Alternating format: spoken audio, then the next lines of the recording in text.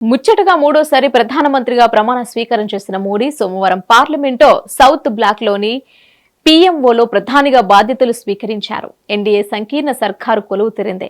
ప్రధానిగా బాధ్యతలు స్వీకరించిన వెంటనే మోడీ పీఎం కిసాన్ నిధుల విడుదలపై ఫైల్ పై సంతకం చేశారు. మోడీ సంతకంతో దేశవ్యాప్తంగా ఉన్న 9,30,00,000 మంది రైతులకు లబ్ధి చేకూరనుంది. మొత్తం 20,000 కోట్ల నిధులు అర్హులైన రైతుల ఖాతాల్లో జమ కానున్నాయి. దీనిపై మోడీ మాట్లాడారు. తమ ప్రభుత్వం రైతుల అభ్యున్నతికి కట్టుబడి ఉందన్నారు.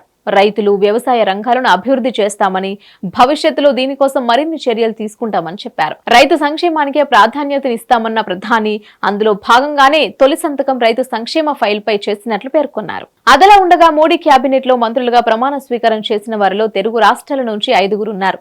వారిలో 3 ఏపీ, 2 తెలంగాణ ఎంపీలు. ఏపీ నుంచి కింజరపు రామ్మోహన్ నాయుడు, పెమ్మసాని చంద్రశేఖర్, శ్రీనివాస్ వర్మ, తెలంగాణ నుంచి కిషన్ రెడ్డి, బండి సంజయ్లు కేంద్ర మంత్రులుగా ప్రమాణ స్వీకారాలు చేశారు.